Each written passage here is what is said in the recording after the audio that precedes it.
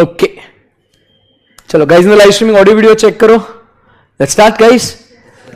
Okay चलो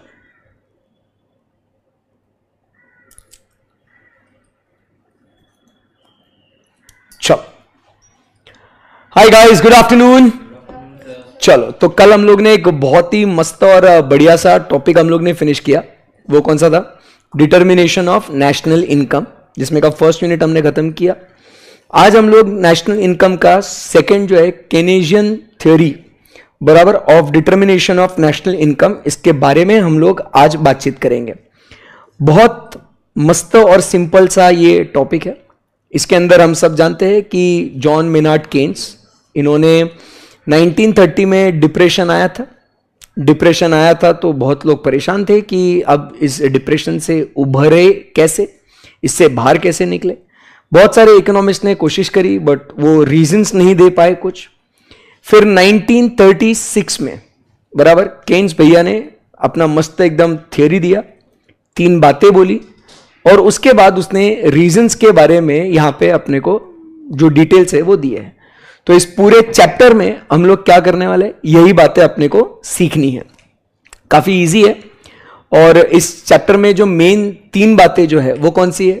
2 sector, 3 sector and 4 sector model. और हम सब जानते हैं कि अगर 2 सेक्टर समझ में आ गया तो 3 सेक्टर बहुत आसानी से समझ में आ जाएगा. 3 सेक्टर समझ में आ गया तो 4 सेक्टर तो कोई बात ही नहीं है उसमें. सही है एकदम. यस. एंड उसी के साथ फिर ये टॉपिक भी अपना खत्म हो जाएगा. ओके चलिए लेट्स स्टार्ट गाइस, है ना.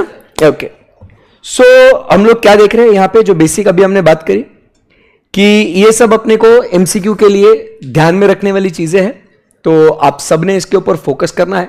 सब कुछ चीजें कवर होगी अच्छे से रिवीजन में. जैसे कल हम लोग ने अच्छे से कवर किया था वैसे ही आज भी हम लोग करेंगे और आने वाले समय में भी करते जाएंगे. आपसे बस एक्सपेक्टेड यही है कि जो आपने पढ़ा है उसका नॉलेज आपको ध्यान में रखना चाहिए. जो नोट्स है आपके सामने होनी चाहिए, है ना. एकदम बढ़िया. तो क्या हुआ यहां पे, ग्रेट डिप्रेशन कब आया? In the year 1930. ये हमने बिजनेस साइकिल वाले टॉपिक में भी पढ़ा था कि 1930 में ग्रेट डिप्रेशन आया था, राइट. सो उस समय पे क्या हुआ, the classical economist of the time had no well developed theory कि अब कैसे अनएम्प्लॉयमेंट क्यों हो रहा है ये ज्यादा, बराबर के नहीं. और उनके पास कोई पॉलिसी प्रिस्क्रिप्शंस भी नहीं है to solve the problem of unemployment. बेरोजगारी को कैसे सॉल्व करे इसके बारे में भी उन्हें कोई भी क्लू नहीं था. तो इसको ध्यान में रखते हुए 1936 में जॉन मेनार्ड केन्स, इसने एक जनरल थ्योरी दिया. किसके ऊपर? EMI. हमने ऐसा बोला था उसको. तो एक क्या था? E मतलब एम्प्लॉयमेंट, M मतलब मनी, I मतलब इंटरेस्ट. तो ध्यान में रखना, जॉन मेनार्ड केन्स ने थ्योरी दिया, बराबर है, general theory on what? EMI. क्या है EMI? मतलब एम्प्लॉयमेंट, मनी और इंटरेस्ट. और यही हम लोग आने वाले टॉपिक में हम लोग स्टडी करने वाले हैं, ठीक है. सो जिसमें वो क्या कहता है, the general theory of employment, interest and money was more than a treatise for economist.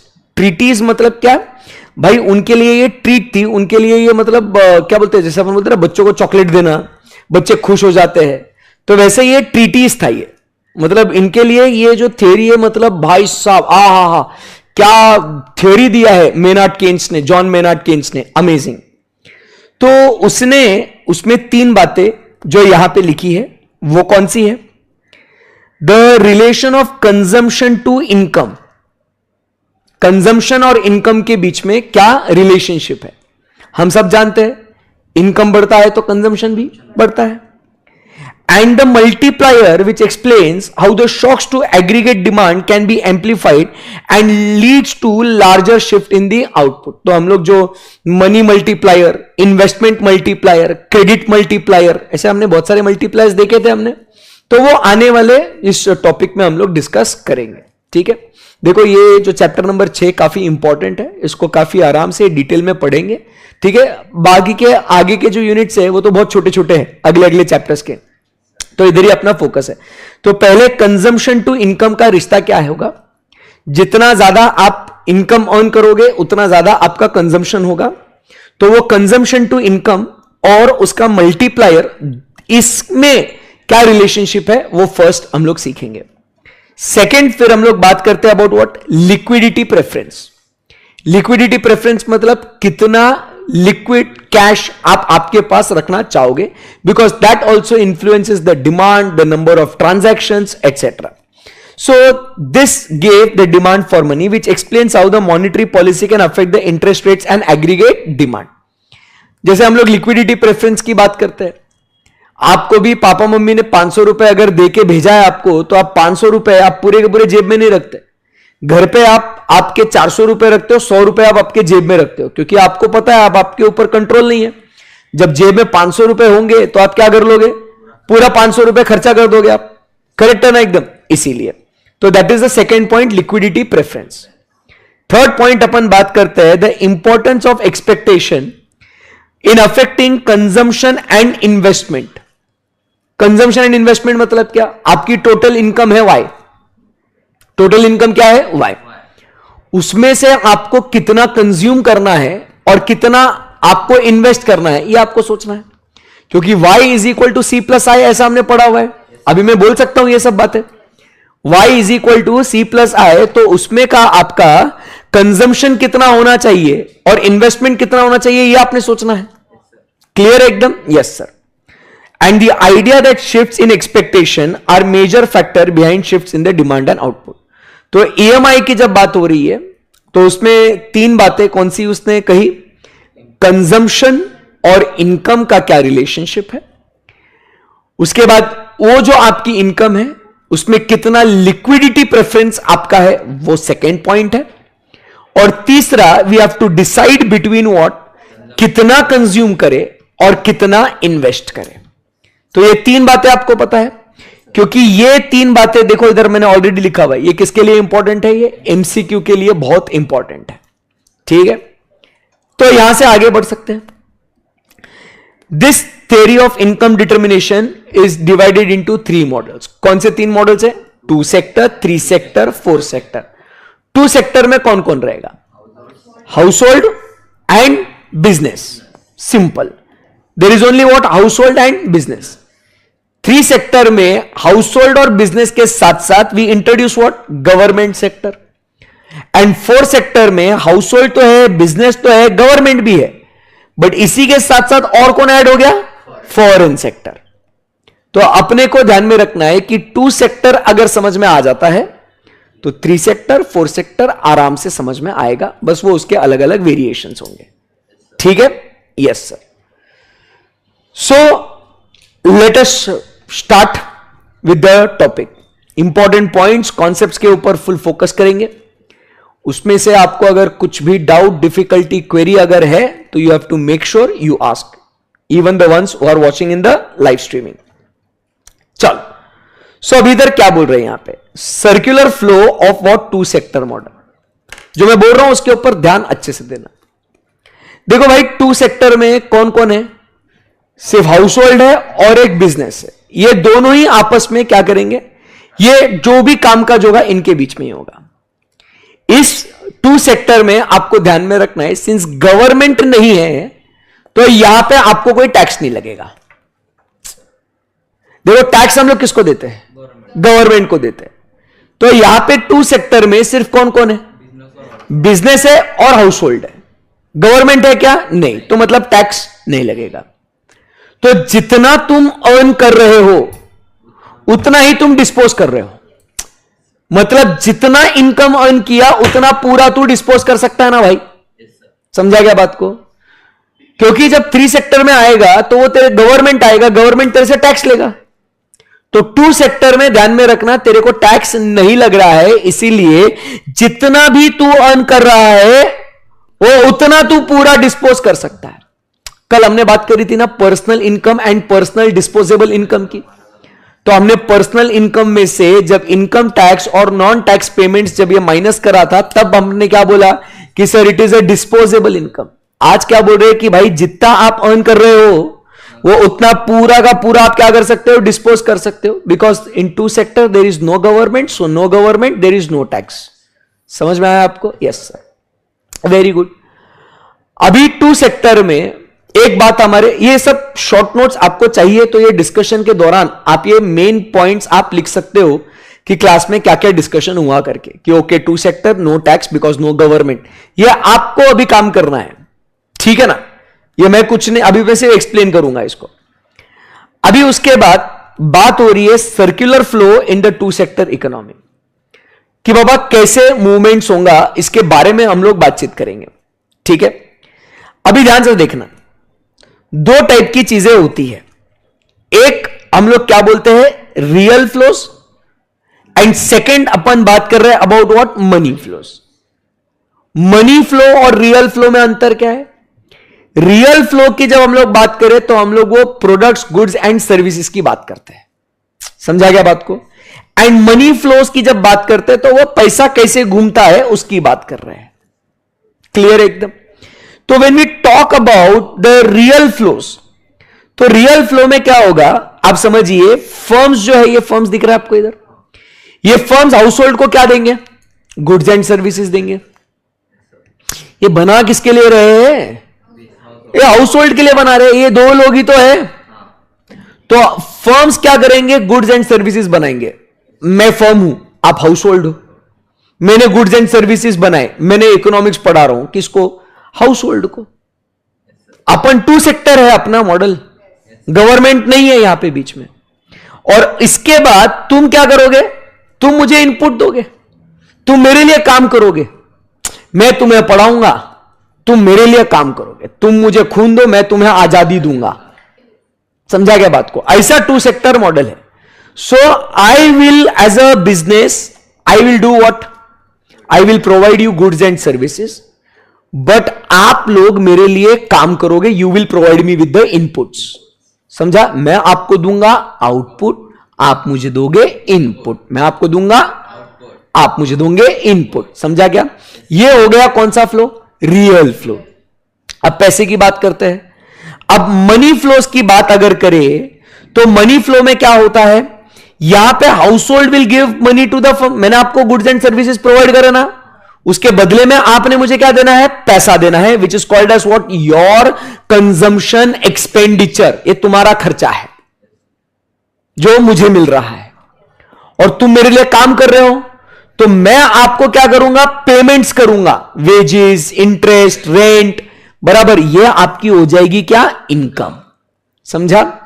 तो आप जो करोगे वो होगा खर्चा, और मैं जो आपको पैसा दूंगा वो आपकी होगी इनकम, समझा बात को। Yes sir. So this is what my dear friends is the circular flow that is happening in two sector model, clear है।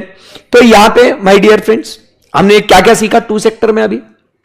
Number one, sir there is only household and business, there is no government. Since there is no government there is no tax, since there is no tax, whatever the factor incomes you earn is equal to the one that you are going to expend. जितना भी तुम कमाओगे वो तुम खर्चा करोगे, मैं ये पूरा आपको, आप पूरा मेरे को, और ये सिलसिला चलते जाएगा, क्लियर एकदम। तो इससे हमने क्या कंक्लूड किया, y is equal to Y D, बराबर है। अब दो फ्लोज है, दो फ्लोज कौन से हैं, एक रियल फ्लो और एक मनी फ्लो।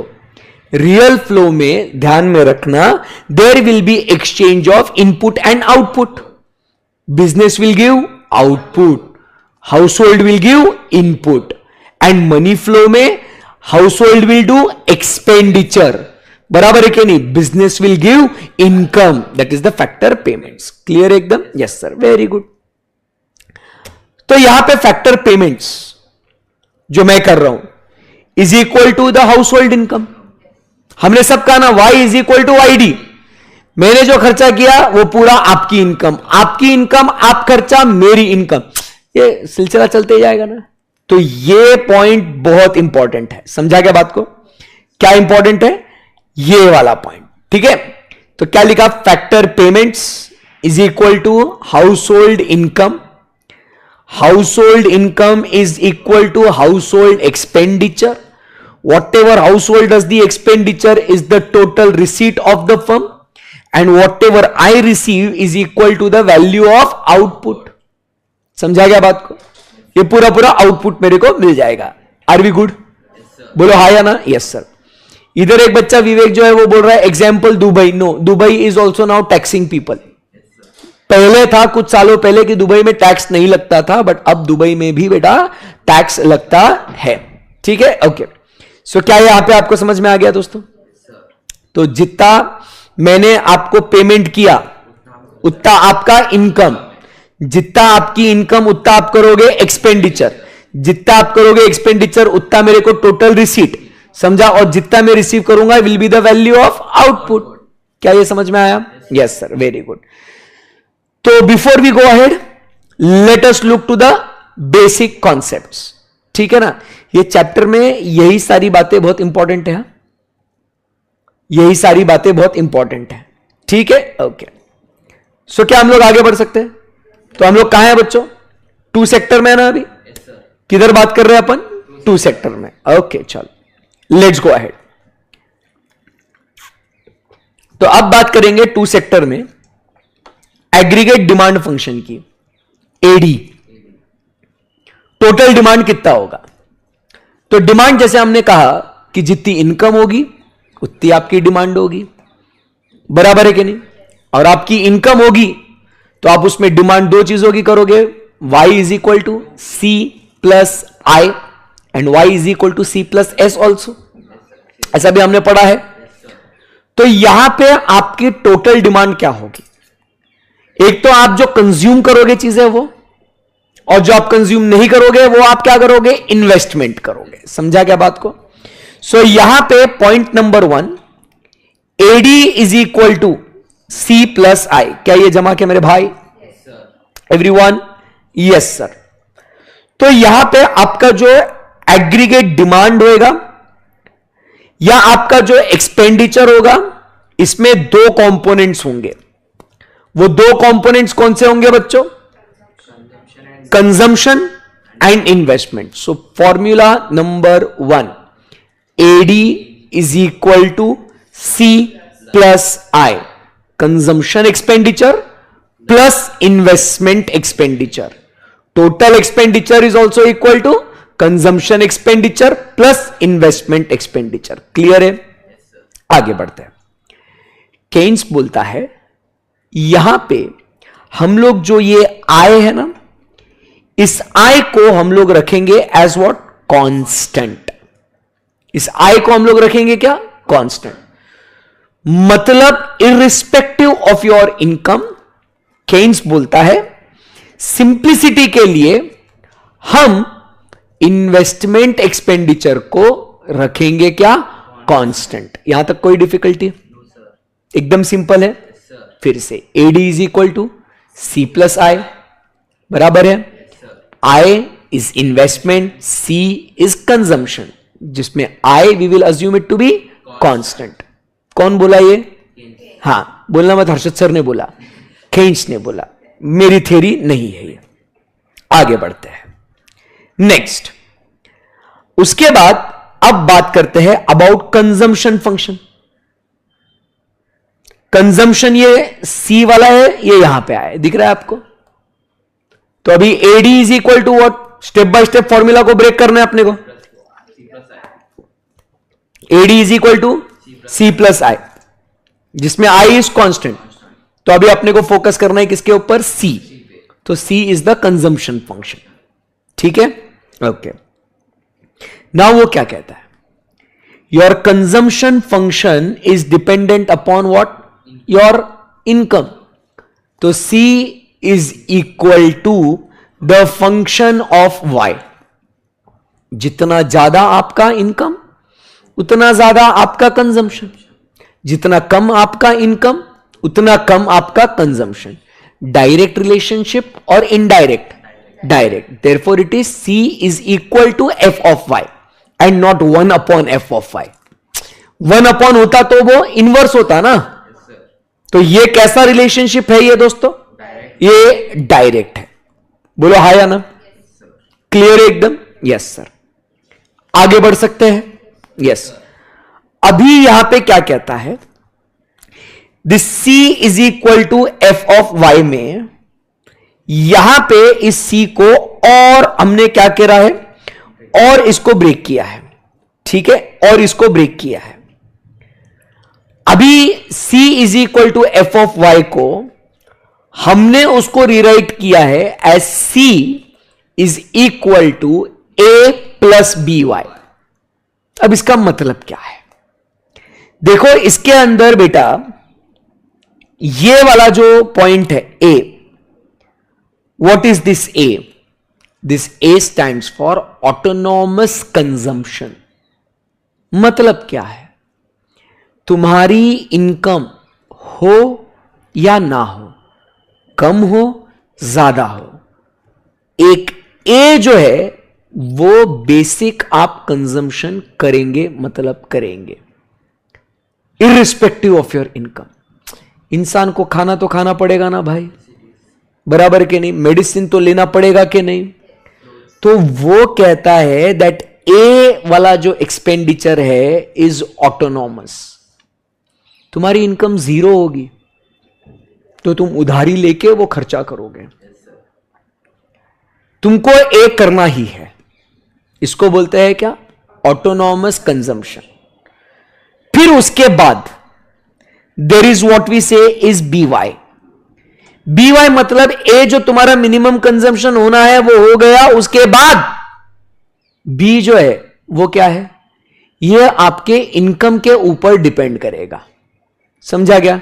तुम्हारे जो भी, तुमको गाड़ी खरीदनी है, तुमको घर खरीदना है, तुमको ट्रिप पे जाना है, तुमको मोबाइल फोन खरीदना है, वो तुम्हारे हैसियत के हिसाब से, तुम्हारे इनकम के हिसाब से, दैट इज बी वाई। समझ में आया क्या? सो टोटल जो आपका खर्चा है, aggregate demand step by step, AD is equal to C plus I, I constant, C is the function of Y, but वो भी इनकम में कैसा डिपेंडेंट है, एक कुछ ऑटोनॉमस होगा और दूसरा बी जो है वो क्या होगा, is a function of Y, that is B Y. समझा क्या? अब बी जो है इसको अपन क्या बोलते हैं, B is called as the marginal propensity to consume.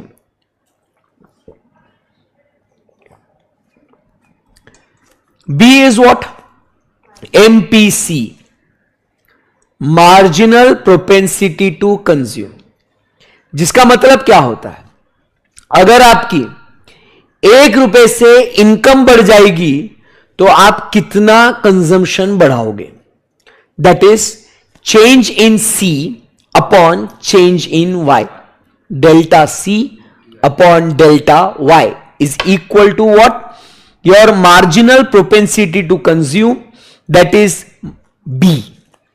समझ में आया आपको? मतलब अपन क्या बोल रहे हैं कि देखो आज तेरे पास 100 रुपए है, 101 रुपए हो जाए, हर एक एक्स्ट्रा रुपए में तो कितना एक्स्ट्रा खर्चा करेगा, वो बात हो रही है। कल चल के तेरे को 2 रुपए एक्स्ट्रा मिले, मैं क्या बोलूंगा, सर 2 रुपए में क्या 1 रुपया खर्चा करूंगा। अच्छा 200 मिले तो सर मैं 100 रुपए खर्चा करूंगा, 2 लाख मिले तो सर 1 लाख खर्चा कर दूंगा सर मैं। तो आपका जो दूसरा जो खर्चा है कंजम्पशन, वो किस पे डिपेंडेंट है, तेरी एक्स्ट्रा इनकम कितनी होगी उससे तो कितना एक्स्ट्रा एक्सपेंडिचर करेगा, that is your marginal propensity to consume. समझा क्या बात को? Yes sir. So MPC is equal to what, delta C upon delta Y. देखो ना, जाहिर सी बात है, बेस में क्या आएगा, कितना एक्स्ट्रा इनकम तेरे को मिलेगा, उस एक्स्ट्रा में से तो कितना कंज्यूम करेगा एक्स्ट्रा। समझा क्या बात को? Yes sir. तो इसको अपन बोल रहे हैं क्या, बी। क्लियर है एकदम? यस। तो ये सारी बातों को मद्देनजर रखते हुए, क्या यहां तक के फॉर्मूलाज आपको समझ में आ गए क्या? तो अगर मैं यहां पे लिखूं तो क्या कहते हैं यहां पे, C is equal to, guys in the live streaming, come on everybody, बहुत भारी पढ़ना है अपने को आज, ठीक है? तो C इज इक्वल टू, अपन क्या बोल रहे हैं यहां पे, sorry, AD is equal to, यहां से शुरुआत करेंगे हम, AD is equal to C plus I, ये जमा क्या, जिसमें I क्या होगा, कांस्टेंट। तो हम लेके चलते हैं अभी C को, C is equal to what, function of what, Y। But इस C में एक कंजम्पशन जो होगा, जो क्या होगा, ऑटोनॉमस होगा, बराबर है कि नहीं? और उसके बाद दूसरा जो आपका कंजम्पशन होगा वो डिपेंड करेगा आपके इनकम के ऊपर, और ये उसके अंदर B जो है, इस B को हम लोग बोल रहे हैं as what, marginal propensity to consume, MPC। और ये हम लोग कैसे कैलकुलेट करते हैं, तो हम बोल रहे हैं भाई तू जितना एक्स्ट्रा इनकम तेरे को मिलेगा उसमें से कितना एक्स्ट्रा तू खर्चा करेगा is nothing but what is your B। Clear है एकदम? Yes sir. तो अगर मैं यहां पे टोटल AD की अगर बात करूं तो can I say that A plus BY plus I is equal to aggregate demand? बोलो हाँ या ना? क्योंकि ये क्या हो गया, A plus BY is what, this is my C and I is I। समझा गया आपको? तो ये AD का फॉर्मूला ऐसा बन गया। क्लियर है? यस। इसमें कुछ क्वेरी है तो पूछो।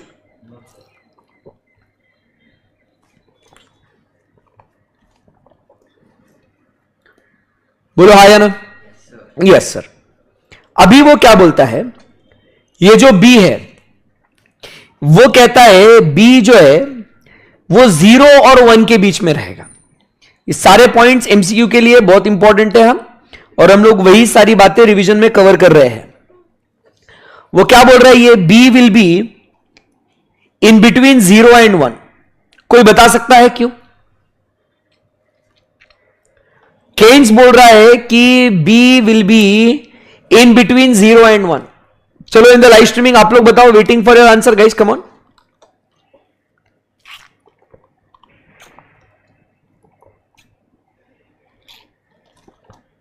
बोलो।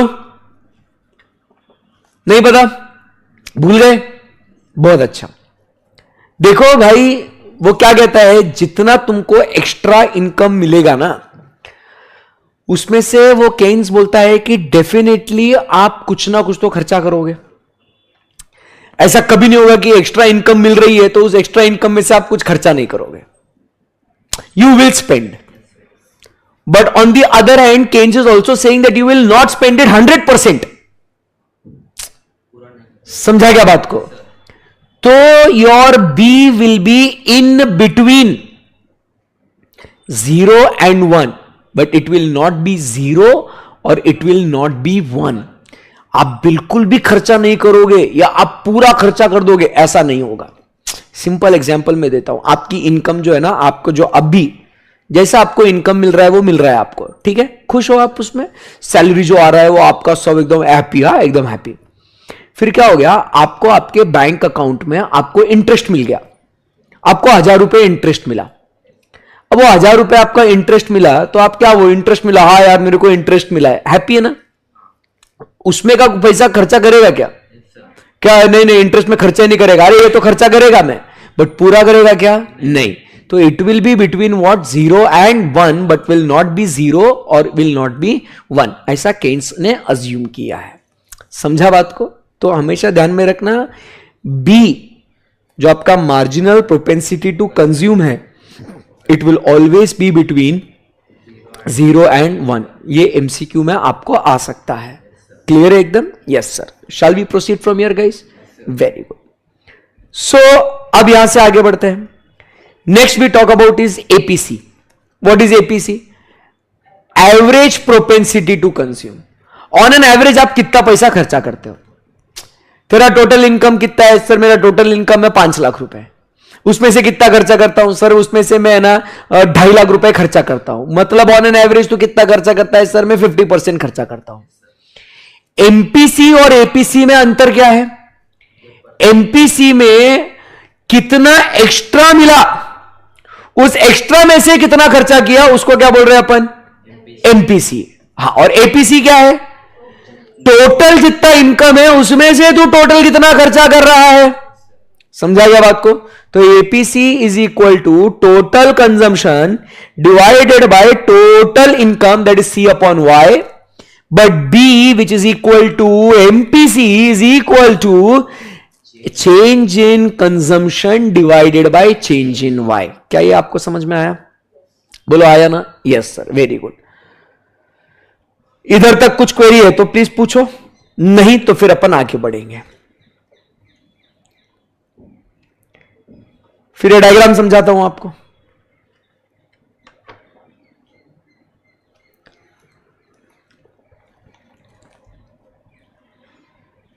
चलो गाइस, अभी इधर जो है ये डायग्राम देखो पहले। जैसे आपको इधर क्या दिख रहा है यहां पे, this is your income and this is your consumption, बराबर है। अब कंजम्पशन हमने बोला था it is a function of Y, बराबर है कि नहीं? बट अभी आपको दिख रहा है it is a function of Y, but consumption is also equal to A plus B Y, बराबर है कि नहीं? तो यहां पे आपको दिख रहा है ये वाला पार्ट दिख रहा है आपको इतना, कौन सा वाला? ये वाला, ये वाला, ये वाला, ये वाला दिख रहा है आपको? This is a. मतलब आपका इनकम जीरो भी रहेगा तो भी आप एक खर्चा करोगे, समझा क्या बात को? और फिर उसके बाद ये जो है ये क्या है? ये आपका स्लोप है बी, विच इज एमपीसी, समझा? And this plus this is equal to consumption. Clear है? डायग्राम समझ में आया आपको? इनकम जीरो भी रहा तो भी आपका ए होगा। क्लियर है एकदम? Yes sir. Shall we proceed? Everyone? Yes, चलो अब आगे बढ़ते हैं। Now the relationship between three things: income, consumption and savings.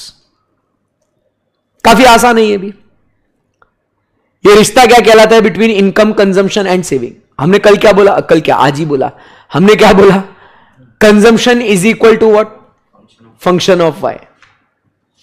अब आप सोचिए, अगर आपका y 100 है, उसमें से आपने 70 आपने कंज्यूम कर लिया तो 30 सेव कर लिया। बोलो आया ना? तो your saving is also dependent upon income. If consumption is dependent upon income, your savings is also dependent upon what? Income. देखो ये भी बहुत इंपॉर्टेंट बात है, जितना ज्यादा तुम्हारी इनकम होती है ना, उतना ज्यादा तुम सेव भी कर सकते हो। Money attracts money. अब तुम्हारे पास पैसा आते ही जा रहा है, आते ही जा रहा है, इवेंचुअली क्या करोगे? इंसान को खाने पीने के लिए ए प्लस बी वाई के लिए कितना ही पैसा लगेगा भाई? आज तुमने ऑटोनॉमस कंजम्पशन कर लिया तुमने, उसके बाद तुमने घर बना लिया, गाड़ी ले ली तुमने, तुम घूम फिर के आ गए, सब कुछ कर लिया। उसके बाद क्या? कुछ नहीं सर। उसके बाद अगर पैसा फिर भी आ ही जा रहा है तो क्या करोगे? सेव ही करोगे। बोलो आया ना? तो जितना ज्यादा तुम्हारी इनकम होगी उतना ज्यादा तुम्हारा सेविंग भी होगा। तो saving is also the function of what? Y. सही है एकदम? Yes sir. तो इन तमाम बातों को मद्देनजर रखते हुए हम लोग क्या बोलेंगे? Y is equal to C plus S. अब यहां से आगे बढ़ सकते हैं डायग्राम को लेके। खत्म हो गया ना भाई? कितना आसान है चैप्टर, आप यूं ही टेंशन लेते हो। चलिए आगे बढ़े यहां से। बोलो गाइस, फोकस करना अभी इधर। ये यहां पे डिस्पोजेबल इनकम आपका, और हम सबको मालूम है y is equal to Y D.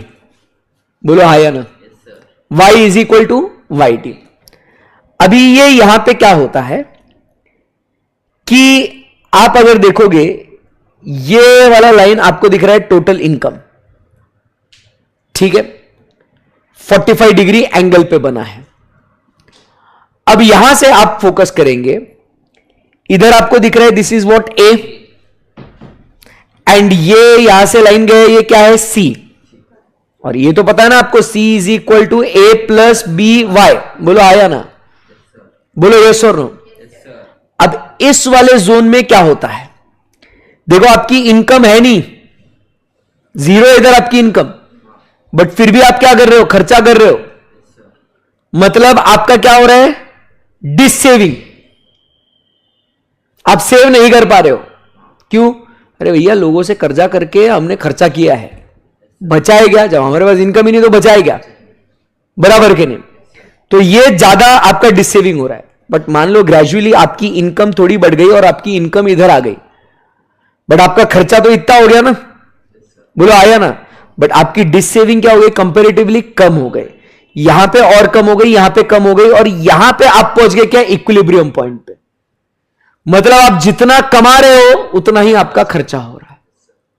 समझा क्या बात को? एक पॉइंट के बाद, मैंने कहा ना, एक पॉइंट के बाद क्या होगा, जितना कमा रहे सर उतना खर्चा कर रहे हैं।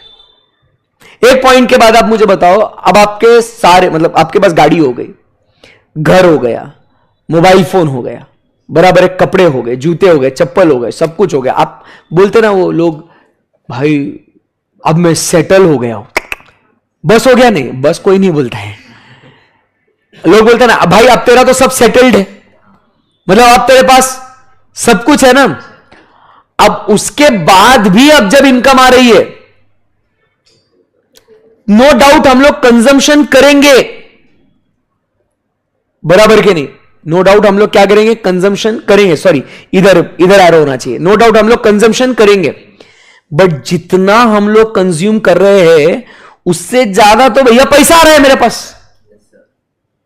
अब मान के चलो मेरे पास 1 लाख रुपए हर महीने का आ रहा है, मेरा खर्चा 50,000 रुपए ही है, तो बैलेंस 50,000 क्या करना चाहिए, मैंने सेविंग हो जाएगा ना, क्योंकि मेरा खर्चा तो हो रहा है, आप देख रहे हो ना, बट मेरा इनकम उससे ज्यादा है, आप देख पा रहे हो ना। बोलो आया ना। तो ये जो डिफरेंस है इसको क्या बोलेंगे अपन, इसको क्या बोलेंगे अपन, इसको बोलेंगे सेविंग्स। इधर क्या हो रहा है, there is a dissaving, आपकी आमदनी 98 है बट आप खर्चा रुपया कर रहे हो। समझा गया बात को? इधर आपकी आमदनी रुपया है, आप खर्चा 98 कर रहे हो। समझ में आया आपको? इधर आपकी आमदनी 98 है और खर्चा भी 98 है। समझा गया बात को? क्लियर है एकदम? सो ऐसा ये सेविंग और डिस सेविंग है, ये पूरा किसके ऊपर डिपेंडेंट है, ये इनकम के ऊपर। क्लियर है एकदम? बोलो बच्चों, बोलो बोलो बोलो। यस, ये कुछ आवाज आ रही है कैसे खरखर? अच्छा ठीक, समझ में आएगा आपको? बोलो आया ना। अब यही नीचे अगर आप देखोगे ये डिस्पोजेबल इनकम है और ये यहां पे आपका सेविंग है। एक्सिस देखना कौन से दो है, एक डिस्पोजेबल इनकम है और ये क्या है, ये सेविंग वाला, दो एक्सिस। अभी ये चेंज हो गया है एक्सिस, ये अलग डायग्राम है ये। समझा क्या बात को? तो अब अगर आप देखोगे आपका डिस्पोजेबल इनकम जैसे जैसे बढ़ते जाता है, अगर आपका डिस्पोजेबल इनकम नहीं है तो शुरुआत में आपकी डिससेविंग होगी, बट जैसे जैसे आपका डिस्पोजेबल इनकम, ऐसा एरो राइटवर्ड, मतलब डिस्पोजेबल इनकम बढ़ते जाएगा। अब एक्स एक्सिस पे क्या है, डिस्पोजेबल इनकम है। जैसे आपका डिस्पोजेबल इनकम बढ़ते जाएगा क्या हो जाएगा, आपका सेविंग बढ़ते जाएगा। समझा क्या? तो आवाज है देखो, क्लियर है एकदम? बोलो आया ना? Yes sir.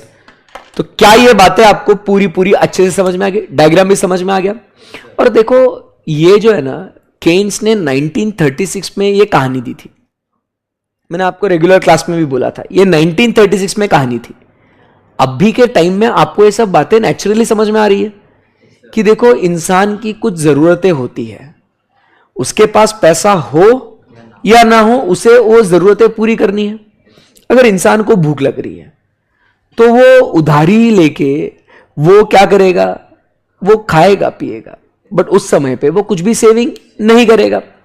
अब मान लो उसको जॉब लग गई, उसके खर्चे हो रहे हैं, बराबर रेंट है, इलेक्ट्रिसिटी है, तो क्या बढ़ते जा रहा है, उसका इनकम बढ़ते जा रहा है और खर्चे भी बढ़ते जा रहे हैं। तो शुरुआत में डिससेविंग हो रहा है, बट इनकम बढ़ते जा रहा है, खर्चे जो है ये क्या होते जाएगा, ये ऐसे कहीं ना कहीं इक्वल हो जाएगा।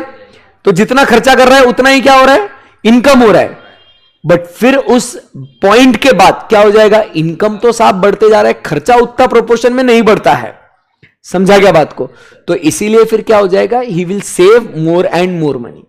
इसलिए आपने जब देखा होगा ना कि लोग बोलते हैं कि यार अब भी स्टार्ट किया है तो अब भी मेरे पास इतना सेविंग नहीं है, बराबर, बट जब एक आप 40s एंड 50s में जब आप आपके पेरेंट्स को देखो या कुछ, तो वो यही बोलते हैं ना, बेटा ये सब तो तेरे लिए ही तो बचाया है, जो भी कुछ बचाया है। जब हमने स्टार्ट किया, आपने पापा मम्मी की बातें सुनना कभी, जब हमने स्टार्ट किया हमारे पास कुछ नहीं था, धीरे धीरे पाई पाई जोड़ जोड़ के हमने कुछ इतना बनाया, और आज जो भी इतना है ये सब तेरे लिए ही तो बचा के रखा है। सेविंग डिसेविंग, क्लियर है एकदम? Yes sir, okay. सो क्या हम लोग यहां से आगे बढ़ सकते हैं दोस्तों? बोलो यस यस। अब उसके बाद क्या हमको यह समझ में आ गया क्या कि y is equal to C plus S? बोलो गाइस, क्या हमको इतना समझ में आ गया y is equal to C plus S? तो उसी को रीराइट करके हम लोग क्या savings is equal to y minus C बोल सकते हैं क्या? बोलो यस। तो ये आपको समझ में आ गया यहां पे?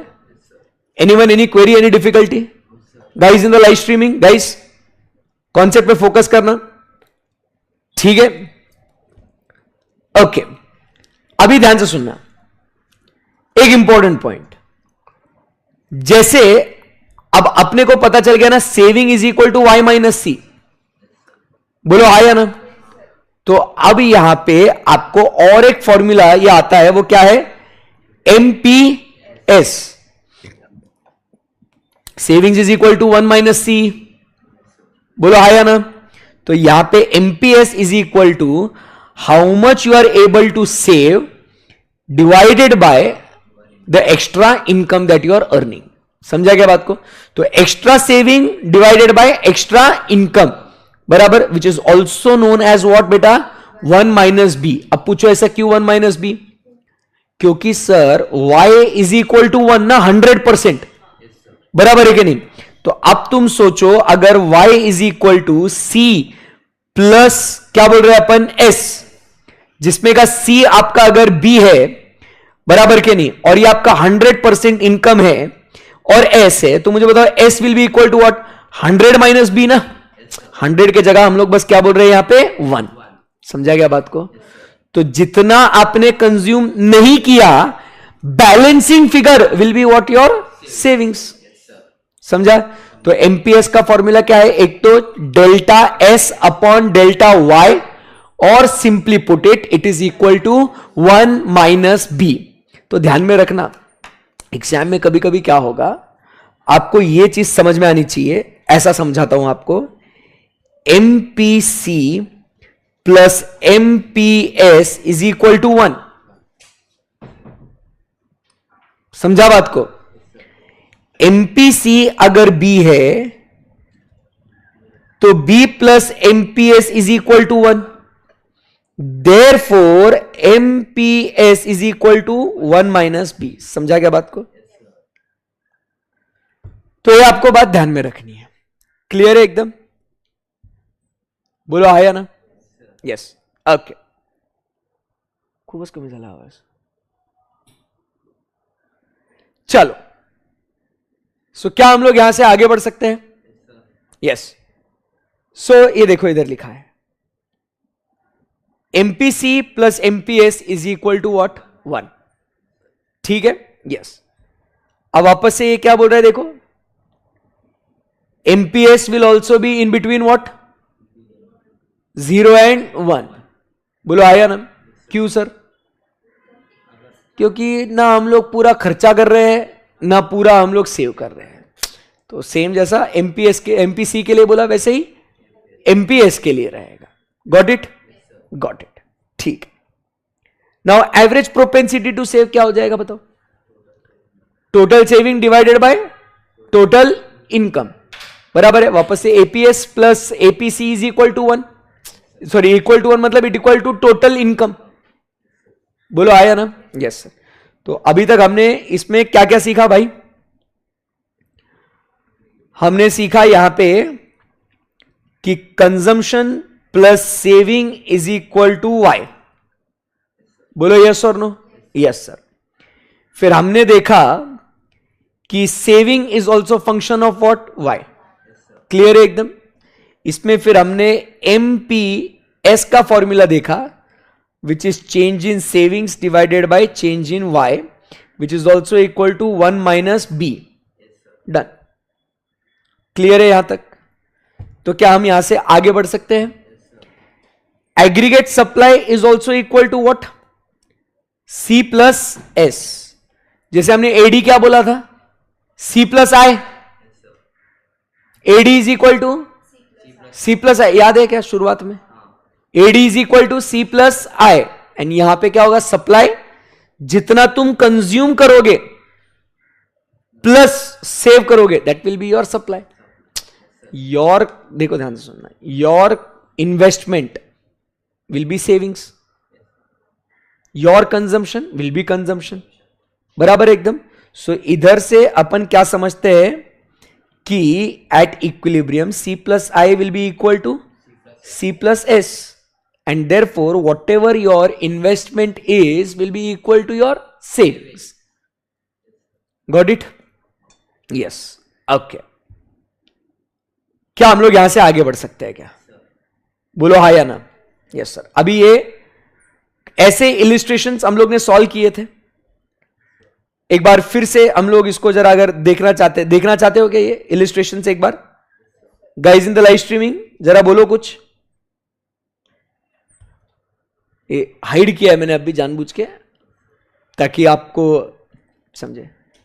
आई इज इक्वल टू एस कैसे होगा सर? कैसे होगा मतलब कैसे नहीं होगा? If demand is equal to supply, तुम क्या एडे करे? If AD is equal to AS, AD is equal to C plus I and AS is equal to C plus S, तो बेटा ये सी और ये सी कट हो जाएगा ना, तो इसीलिए आई इज इक्वल टू एस हो गया ना रे, है ना?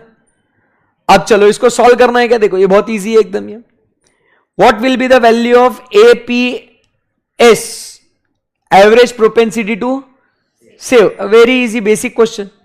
क्या है बताओ? C is equal to 200 and Y is equal to 1000, तो इधर क्या हो जाएगा? देखो Y is equal to C plus S, Y is equal to कितना दिया है अपने को? 1000 माइनस उसमें से 200 करेंगे तो 800 क्या हो गया? ये अपना S हो गया। एंड एपीएस क्या हो जाएगा? S upon Y। So 800 divided by 1000, 0.8, 80%। आ गया ना आंसर? तो एपीएस पूछा है, सी आपको दिया है, तो उससे आपको काम करना है। दूसरा तो बहुत इजी है, 450 डिवाइडेड बाय 1200,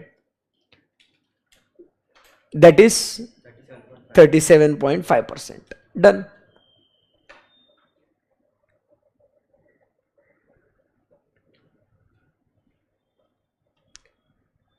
अब आगे बढ़ सकते हैं, टू सेक्टर मॉडल को और आगे बढ़ा सकते हैं। यहां तक के फॉर्मूलाज में कोई दिक्कत?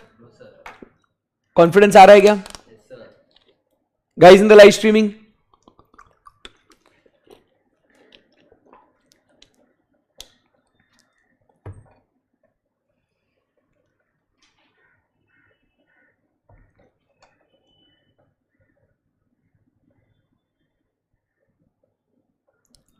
चलो अभी यहां से हम लोग ये कॉन्सेप्ट को समझते हैं।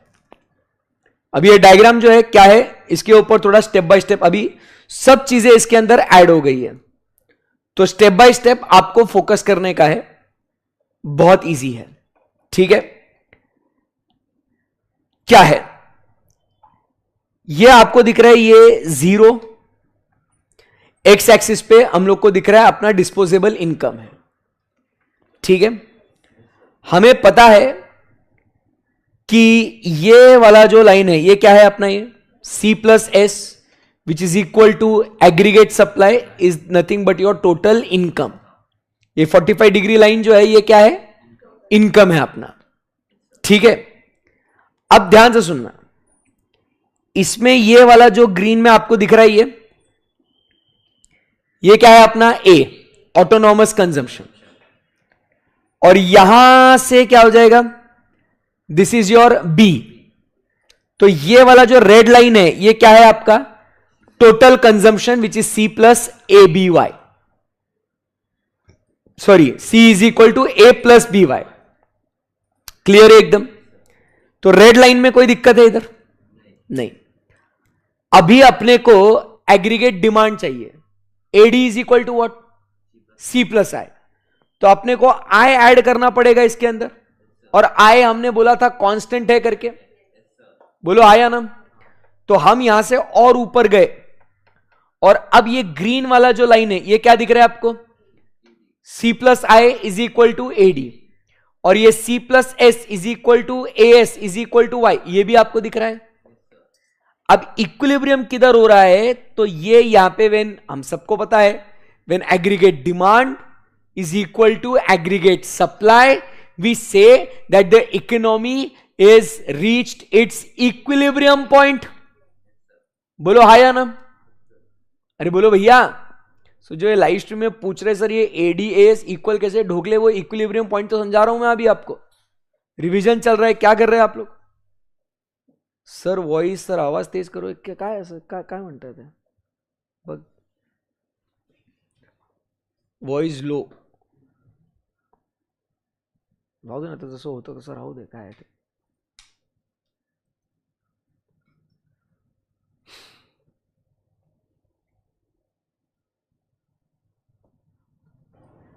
चलो ऑल गुड, यस। चलो सो यहां पे आपको दिख रहा है कि C is equal to A plus B Y, ये कैसे आया, इसमें हमने इन्वेस्टमेंट जोड़ दिया तो अपने को एडी मिला, और ये अपने पास y है विच इज टोटल इनकम। अब इक्विलिब्रियम पॉइंट पे अपन क्या देख रहे हैं यहां पे कि AD is equal to A S, समझ में आया आपको। अब ये इक्विलिब्रियम पॉइंट इधर क्यों आएगा, ऐसे क्यों होगा, उसके बारे में बात करनी है कि यहां पे इक्विलिब्रियम कैसे हो रहा है और क्यों हो रहा है। Let us discuss that step by step, everybody focus. Let us say two situations. First situation, इधर your income is y1, कितना है आपका इनकम, y1 आपका इनकम है। तो अपना y1 पे आप देखिए, अपना जो क्या दिख रहा है यहां पे, कंजम्पशन जो है वो कितना है यहां पे, C प्लस आई कितना है दिख रहा है आपको, इधर दिख रहा है ना, सॉरी ये वाला पॉइंट, ये इतना है दिख रहा है आपको। तो यहां पे आपको क्या दिख रहा है, C प्लस आई, एंड आपकी इनकम जो है वो कितनी है, ये इधर है, ये येलो पॉइंट, सॉरी ये येलो लाइन पे फोकस करो वापस एक बार, ये वाला येलो लाइन है, ये देखो ये वाला ऐसा, ये वाला येलो लाइन है और ये वाला ग्रीन लाइन है, दिख रहा है आपको।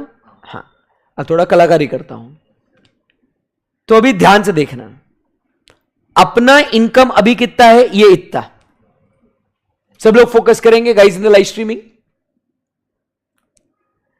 यहां पे ये आपका इनकम है, मतलब इस इनकम पे आप क्या देख रहे हो यहां पे कि आपका मतलब इनकम इतना है, ये येलो, बट आपकी डिमांड कितनी है, ये इतनी ग्रीन। बताओ बच्चों, समझ में आ रहा है आपको, हाँ या ना। ये येलो लाइन बराबर है, इधर क्या बोल रहे हैं, what is this, your C plus S बराबर है income, and what is this, your C plus I. मुझे बताओ इन दोनों के बीच में जो डिफरेंस है, क्या मैं ये कह सकता हूं कि सर हमारी डिमांड जो है ये ज्यादा है as compare to the supply. C plus S is supply, भूलो मत ऐसे, C plus S is what, supply, and C plus I is equal to what, demand. तो क्या मैं इधर कह सकता हूं कि in this position C plus I is greater than C plus S, that is my demand is greater than supply, बोलो हाँ या ना, कैन आई से दैट। अब तुम बिजनेसमैन हो, तो तुमको दिख रहा है कि लोगों की डिमांड ज्यादा है और सप्लाई जो है वो कम है, तो तुम क्या करोगे? और प्रोडक्शन करोगे ताकि आप क्या करो? सप्लाई बढ़ा सको। अब क्या होगा? जब आप प्रोडक्शन और करना चाहते हो तो आप लोगों को जॉब पे रखोगे, आप एम्प्लॉयमेंट दोगे लोगों को। तो जब आप एम्प्लॉयमेंट देने लगोगे, what will happen to the income? Income will increase. जैसे इनकम बढ़ेगा तो demand will also increase and the economy will reach what? It's equilibrium. समझ में आया आपको? क्लियर है एकदम? अब मान लो फॉर एग्जाम्पल तुमने लोगों को इनकम देते गए, इनकम हो गई लोगों की ज्यादा। स्क्रीन पे देखना, मेरे पास मत देखना। इनकम हो गई लोगों की ज्यादा, बट क्या लोग उतनी डिमांड करेंगे? क्या नहीं। तो अब यहां पे आपको क्या नजर आता है? उल्टा। डिमांड जो है वो है कम और सप्लाई जो है वो है ज्यादा। दिख रहा है क्या आपको? बिजनेसमैन को यह समझ में आ जाता है, वो बोलता है ओ माय गॉड, डिमांड तो कम है, सप्लाई बहुत ज्यादा है। अब वो क्या करेगा? लोगों को बोलेगा तुम लोग जाओ जॉब छोड़ के, निकाल देगा, वो अनएम्प्लॉयमेंट होगा। तो इससे क्या हो जाएगा? लोगों की इनकम हो जाएगी कम, और जब लोगों की इनकम भी कम हो जाएगी तो डिमांड भी हो जाएगी कम, and again the society will reach what? It's equilibrium point. समझा क्या? तो ऐसा टू सेक्टर में हम लोग इक्विलिब्रियम पॉइंट पे पहुंचते हैं। क्लियर है एकदम? और इक्विलिब्रियम पे कब पहुंचते हैं? जब डिमांड और सप्लाई क्या हो जाए? इक्वल हो जाए। Understood? Anyone, any query? Easy है एकदम? Yes sir, very good. Guys in the live streaming, क्या आपको समझा क्या ये? सो अगर आप देखोगे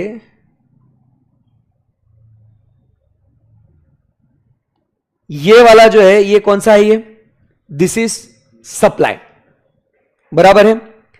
उसके बाद ये वाला जो है ये अपना वाई सप्लाई है। ये फुल एम्प्लॉयमेंट वगैरह पे मत बोलो, हां, फुल एम्प्लॉयमेंट पे नहीं होता है ये सब काम। तुम क्या बोल रहे हो? पागल है क्या? आगे पढ़ेंगे अपन वो कि फुल एम्प्लॉयमेंट पे नहीं हो सकता है ये। जबरदस्ती फुल एम्प्लॉयमेंट चालू है कब से? ये जो है अब ये क्या हो जाएगा? This is what is your C. बोलो आया ना? ये इधर क्या है? ये ए। फिर उसके बाद यहां पे हम लोग ये क्या कहेंगे? This is what your AD. AD मतलब क्या है आपको पता है ना? एडी मतलब डिमांड, ऐसा मत बोलो। सी प्लस आई है ना, इसमें हमने क्या करा? ऐड आई किया, बराबर है कि नहीं? तो हम बच्चों इक्विलिब्रियम पे कब पहुंचेंगे? इस पॉइंट पे when AD is equal to what? S. So ये अपना इक्विलिब्रियम पॉइंट रहेगा। ये समझा गया बात को? तो अपने को अगर फोकस करने का है तो सिर्फ किधर करने का है? ये वाले पॉइंट्स पे। समझा गया? मतलब वो बाकी का कचरा अगर मैं हटा दूं तो ये मेन है ये। सो ये क्या हो गया? ये y is equal to C plus S and AD is equal to C plus I, and ये यहां पे हो जाता है क्या? Equilibrium point. समझा? क्लियर है एकदम? यस। आगे बढ़ सकता हूं मैं यहां से? ये क्या कहता है? What does the 45 degree line indicate now? तो 45 degree line illustrates every single point at which planned aggregate expenditure measured on y or vertical axis is equal to planned aggregate production. जितना तुम एक्सपेंडिचर करोगे उतना ही हम क्या करेंगे? Production करेंगे। इसीलिए वो जैसे क्या होता है ना, ये अपना एंगल है, राइट एंगल है ये, बराबर है। It is at what? 90 degree. तो 90 का हाफ क्या हुआ? 45। तो ये बोल रहा है ये 45 जितना तुम एक्सपेंडिचर करोगे हम एग्जैक्टली उतना ही प्रोडक्शन करेंगे। समझा क्या बात को? इसीलिए वो 45 डिग्री का लाइन है, वो ये अज्यूम किया गया है। अंडरस्टूड? इसीलिए हमारा जो इनकम है ये हम लोग जो लाइन है ना ये 45 डिग्री एंगल पे लेते हैं। Are we good? समझ में आया? यस। ये टू सेक्टर मॉडल का ये बात थी। अब यहां पे ये पॉइंट हो रहे, वो जो भैया लाइव स्ट्रीमिंग में बोल रहे थे फुल एम्प्लॉयमेंट, नॉनसेंस। अब वो क्या कहता है, इक्विलिब्रियम विद अनएम्प्लॉयमेंट और व्हाट, इन्फ्लेशन। मतलब टेक्निकली आप जो बोल रहे हो कि फुल एम्प्लॉयमेंट पे इक्विलिब्रियम होना चाहिए, वो पॉसिबल नहीं है। हमने देखा ना, क्या देखा हमने, जब लोगों को हम लोग जॉब देते गए तो क्या हो गया, इनकम ज्यादा हो गई ना, बट डिमांड उतनी है नहीं ना, तो लोगों को जॉब पे रखेगा क्या, वो नहीं रखेगा ना। तो यहां पे फुल एम्प्लॉयमेंट होगा तो इक्विलिब्रियम नहीं होगा, ऐसा कहना है उसका, ठीक है ना। तो ये बात है यहां पे इक्विलिब्रियम विथ अनएम्प्लॉयमेंट और इन्फ्लेशन। तो इसमें इन्फ्लेशनरी और डिफ्लेशनरी गैप्स की बात हो रही है। यहां तक जितना पढ़ा वो समझ में आएगा आपको, क्योंकि ये इतना सा आपको समझ में आ जाएगा तो आगे का कहानी एकदम सिंपल है। फिर ये क्वेश्चंस अपने को सॉल्व कर रहे हैं, बात खत्म है, ठीक है। ओके, अभी इधर आते हैं, क्या कहता है, ये आराम से थोड़ा अच्छे से रीड करके समझते हैं। An important point to remember is that Keynesian equilibrium with equality of planned expenditure and output, क्या लिखा है यहां पे, need not take place at full employment। ये वाला जो पॉइंट है, जरूरी नहीं है कि वहां पे क्या हो जाए, फुल एम्प्लॉयमेंट हो। Understood. If the aggregate expenditure line intersects 45 degree line अपना AS वाला, बराबर के नहीं, then there is full employment equilibrium, there is no recession and unemployment is at natural rate। मतलब जो नेचुरली जितने लोगों को बेरोजगार होना चाहिए उतना होगा, बराबर है कि नहीं। But there is no guarantee that equilibrium will occur at the potential level of output। मतलब वहां पे इक्विलिब्रियम होगा, इसकी गारंटी नहीं है। The economy can settle at any equilibrium which might be higher or lower than the full employment equilibrium। समझा क्या बात को। अभी जैसे क्या है आप समझिए, जैसे एग्जाम्पल मैं आपको समझाता हूं। इकोनॉमी में देयर इज 100 वर्कर्स, तो जॉब कितने हो गए, 100। अब 100 जॉब्स हो गए और 100 वर्कर्स 10,000 यूनिट्स प्रोड्यूस कर सकते हैं, बट सोसाइटी में 8,000 की डिमांड है।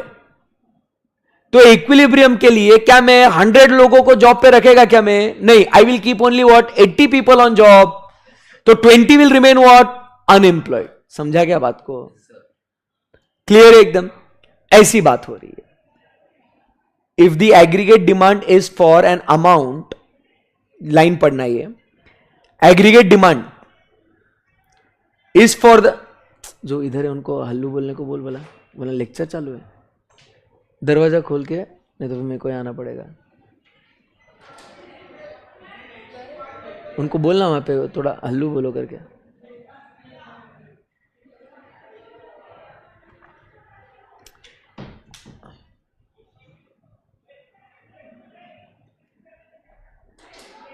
बोलो ना अमर को।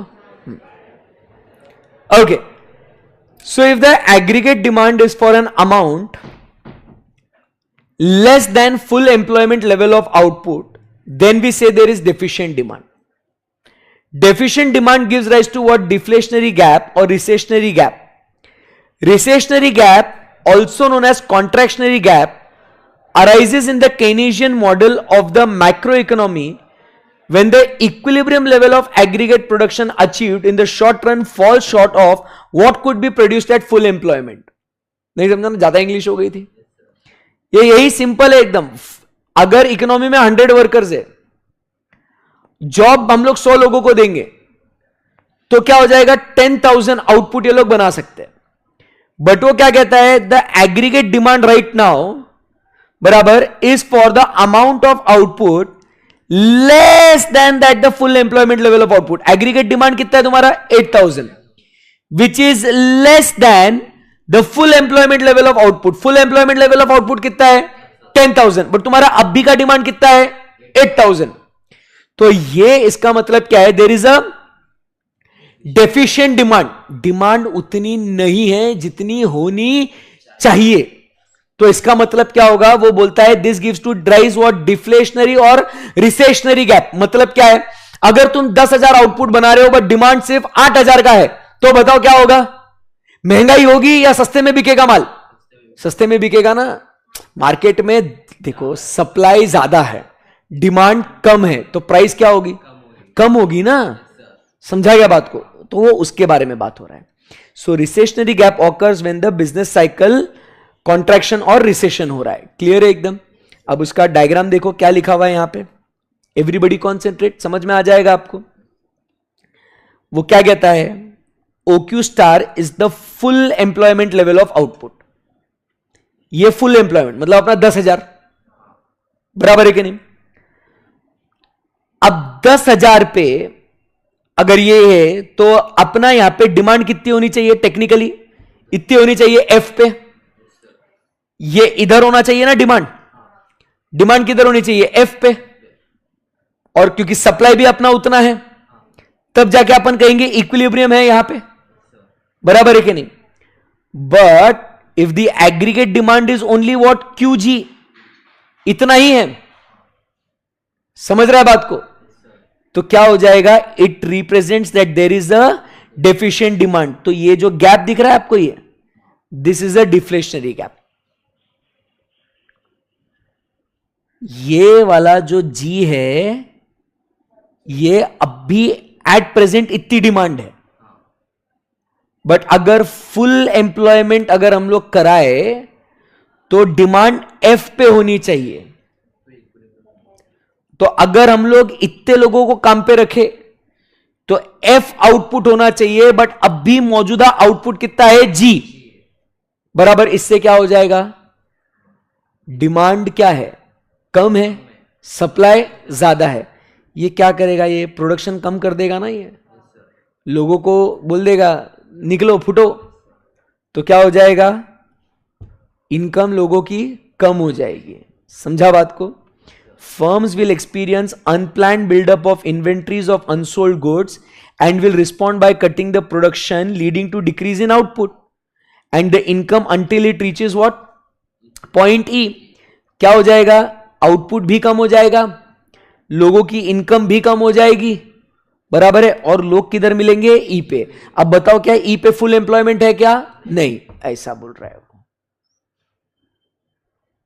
समझा क्या बात को? Yes sir.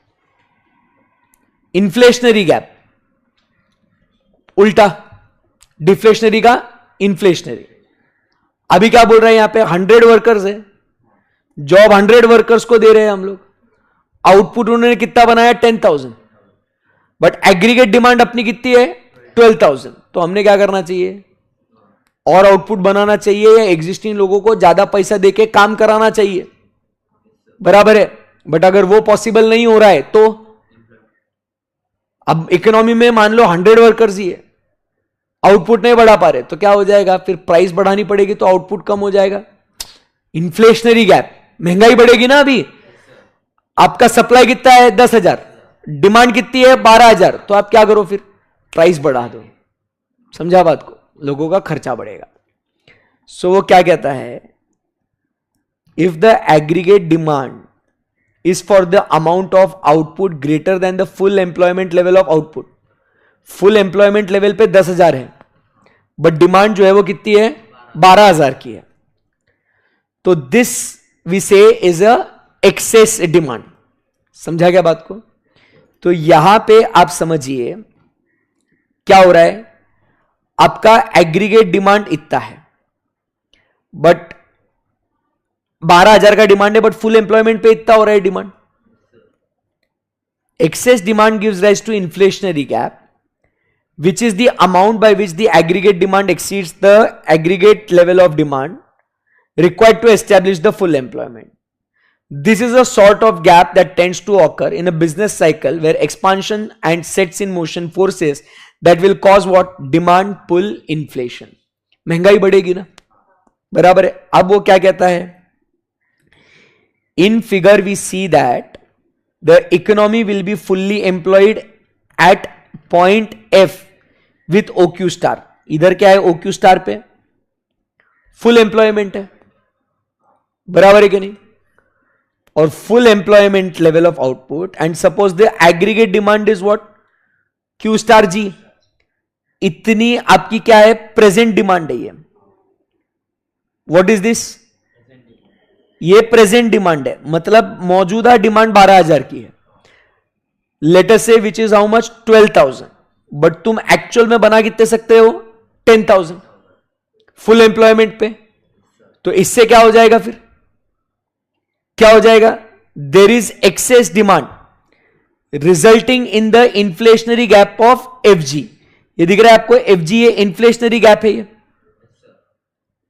तो इससे क्या होगा, the real output will be constant, real output 10,000 ही रहेगा, वो चेंज नहीं कर सकते हैं। But the rise in price level will cause increase in the nominal output until the new equilibrium point is reached. Prices बढ़ेंगे और क्या हो जाएगा, तो लोगों को थोड़ा प्राइस बढ़ेगी तो लोगों को इनकम ज्यादा मिलेगी, रियल आउटपुट उतना ही रहेगा। तो फिर हम लोग यहां पे इस इक्विलिब्रियम पॉइंट पे पहुंचेंगे इन्फ्लेशन के वजह से। Point E is an equilibrium point because aggregate demand ME is equal to OM. At the new equilibrium, real output, real income and employment will be the same, but nominal output income has increased due to what? Inflation. Clear है एकदम? Yes. आगे बढ़ सकते हैं हम लोग। And this is what Keynes ने समझाया कि डिप्रेशन, रिसेशन, एक्सपांशन के केसेस में भी फुल एम्प्लॉयमेंट नहीं हो सकता है। ऐसा क्लियर है? बोलो आया ना? अभी ये क्या बोलते हैं उसको, क्वेश्चन है, ये इलिस्ट्रेशन है, करते हैं इसको सॉल्व फटाफट, है ना? ये हमने रेगुलर क्लास में करे हुए थे। इसको मैं पूछना चाहता हूं लाइव स्ट्रीमिंग में एक बार फिर से इसको करना है क्या?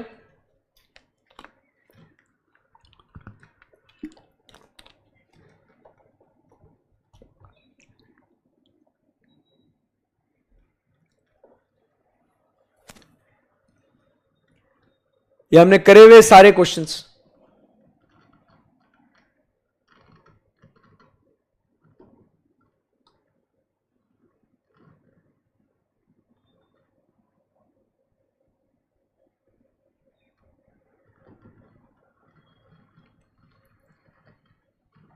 यस सर, ठीक है, चलो। सो क्या लिखा हुआ है यहां पे, calculate marginal propensity to consume and marginal propensity to save from the following data about an economy which is in what, economy which is in what, equilibrium। ये कांस्टेंट ध्यान में रखना। इकोनॉमी इज इन इक्विलिब्रियम का मतलब क्या होता है, economy is in equilibrium का मतलब क्या हुआ, AD is equal to AS, बराबर के नहीं। तो C plus I is equal to C plus S, I is equal to S। ये बातें ध्यान में रखना है, ठीक है ना। National income 2,500. What is this? Y. Autonomous consumption expenditure 300 is equal to A. Investment expenditure is 100. अब investment expenditure आपको 100 दिया है which is I, but आपको अब पता चल जाता है कि यहां पे I is equal to what? S. So अपना I will be equal to S, तो S will be equal to 100। अब इससे आप क्या मार्जिनल प्रोपेंसिटी टू क्या बोलते हैं उसको, सेव निकाल सकते हैं क्या आप लोग? So marginal propensity to save क्या हो जाएगा बताओ?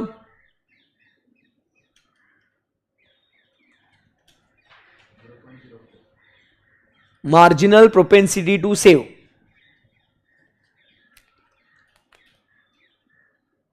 या मार्जिनल प्रोपेंसिटी टू कंज्यूम, आ रहा है क्या आपको? सो क्या हो जाएगा यहां पे, ध्यान से देखो, बाय पुटिंग द वैल्यू अपने को इक्वेशन में डालना है, सारी बातें है ना अपने पास। y is equal to C plus I, यह है अपने पास फॉर्मूला। तो इसमें से आपको कंजम्पशन का फिगर निकालने का है पहले, ठीक है ना। सो C इज इक्वल टू 2500, 2400 आ गया ये। ये तो ऐसा भी निकाल सकते हैं अपन 2500 माइनस 100, ऐसा भी आ गया ना अपने को। फॉर्मूला में डालो या मत डालो, आंसर वैसे ही आएगा ना। 2400 कंजम्पशन आया ना अपना, बराबर है। फिर उसके बाद C is equal to A plus B Y, ये C बार मतलब ये कांस्टेंट कंजम्पशन है ये, बोलो आया ना। तो ये वाला formula C is equal to A plus B Y, तो C कितना है अपना 2400 इज इक्वल टू A आपको दे रखा है, A कितना है अपना 300 प्लस B एंड Y। अब Y मालूम है क्या अपने को कितना है, Y मालूम है ना 2500 है, बोलो कुछ। सो Y अपने को पता है, Y इज इक्वल टू 2500। इन सारी बातों को ध्यान में रखते हुए क्या हम लोग B का आंसर निकाल सकते हैं क्या? B आता है, आप लोग कुछ अलग आंसर निकाल लेते हैं, ऐसे कैसे? आपको B चाहिए ना, MPC is B and MPS is 1 minus B। आपने एवरेज निकाला होगा, आपने APS और APC निकाला आपने, हेलो, हाँ, तो ऐसा थोड़ी चाहिए अपने को। क्लियर है एकदम? यस।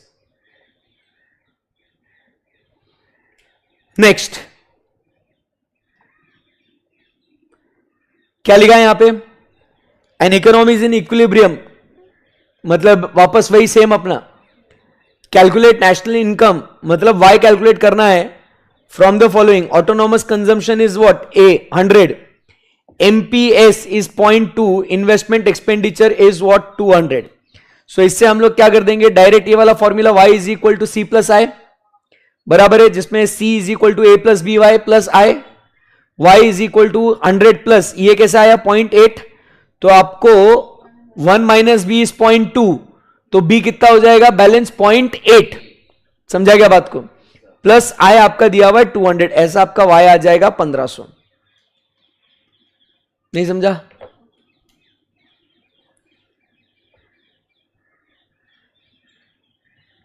आगे बढ़ सकते हैं। Suppose consumption of an economy is C is equal to 20 plus 0.6y। 20 मतलब क्या है ये A, 0.6 मतलब क्या हुआ B। क्लियर एकदम? And investment is equal to 10 plus 0.2y, मतलब ये आपको I दिया हुआ है। तो what will be the equilibrium level of national income, मतलब आपको Y फाइंड आउट करना है। तो आपको y ये आपको कैलकुलेट करना है, y is equal to C plus I, बोलो यस और no. So y is equal to C plus I, तो आपको C का पॉइंट दिया हुआ है आपको 20 प्लस 0.6y, बोलो आया ना। और I आपको दे रखा है 10 प्लस 0.2y।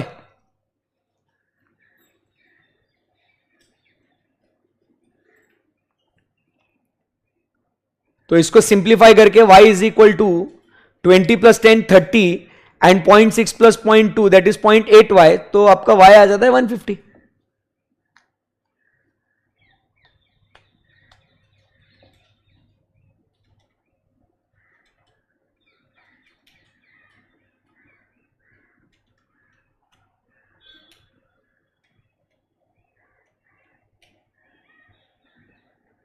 आ जाता है, काफी सिंपल है। Suppose the consumption function C is equal to 7 plus 0.5y, मतलब ये क्या हुआ, ये A plus B Y. Investment is what 100, find out the equilibrium income consumption and saving, same to same. तो यहां पे आपको फिर से फॉर्मूला कौन सा यूज करना है, y is equal to C plus I, जैसे जैसे दिया है खाट खाट खाट डाल दो। So y is equal to C का डेफिनेशन, C का formula plus 100 that is I, तो यहां पे y आपका आ गया 214, बराबर है एकदम। अब उसके बाद आपको क्या चाहिए, कंजम्पशन एंड सेविंग। तो कंजम्पशन एंड सेविंग, अब आपको y 215 मिल गया, तो क्या यहां पे आप कंजम्पशन निकाल सकते हैं क्या? C is equal to 7 plus 0.5 of 214, तो C का वैल्यू मिल जाएगा ना अपने को। तो C का वैल्यू मिल जाता है आपको 114, और सेविंग कैसा मिलेगा आपको, y minus C is equal to S। समझा क्या बात को? तो ये आपको आ गया S 100।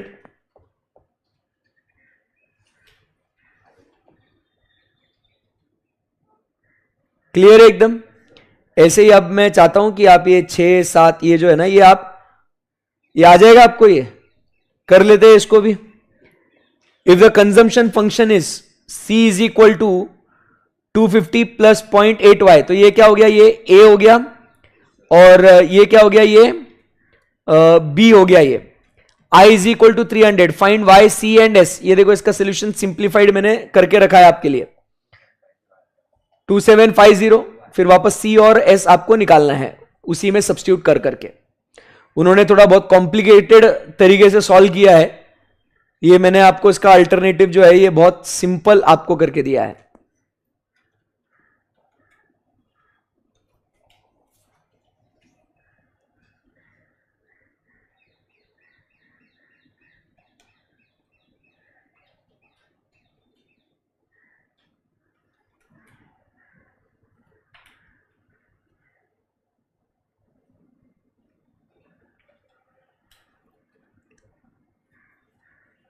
डन है क्या? ऐसे ये 7वां 8वां ये आप होमवर्क के लिए कर लेना।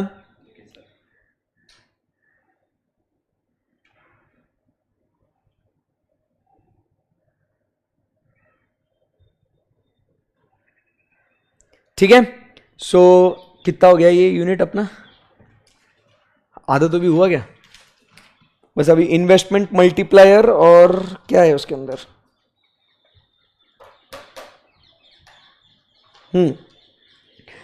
तो कल ये अपना यूनिट खत्म हो जाएगा। ये अभी जो है ये इन्वेस्टमेंट मल्टीप्लायर अभी सिखाऊंगा तो फिर कंफ्यूजन हो जाएगा आपको।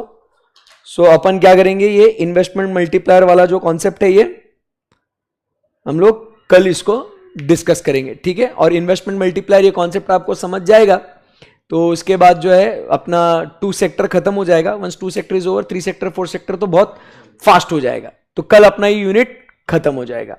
तो ये एक मेजर पार्ट है ये इस चैप्टर का, ये खत्म हो जाएगा। Okay okay, thank you, bye bye.